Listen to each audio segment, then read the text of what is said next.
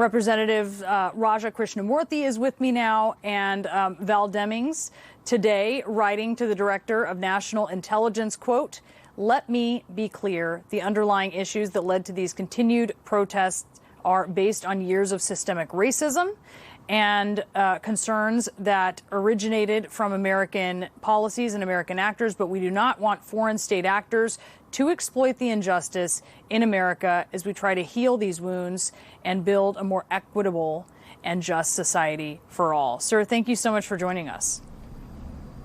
Absolutely, Brianna. Thank you. So tell us what you've been seeing that made you say, I need to write this letter.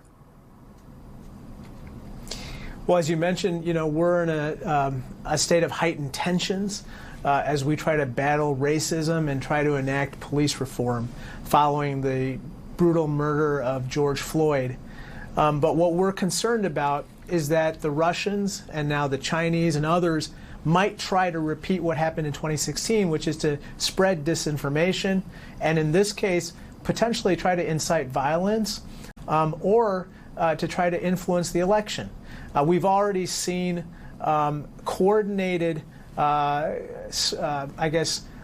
spreading of disinformation by Beijing and Moscow-directed outlets. And we're concerned that the IC needs to plan for further coordinated attacks or spreading of disinformation and try to prevent it. How concerned are you about the impact on November's election? How bad do you think it's going to be? I'm very concerned. Before DNI Coates left, Dan Coates left his position, he said that the Russians were already targeting us. Special Counsel Mueller, in his testimony last summer, said the same thing, and Chris Wray, the head of the FBI, said the red lights are flashing. The Russians are already targeting this election.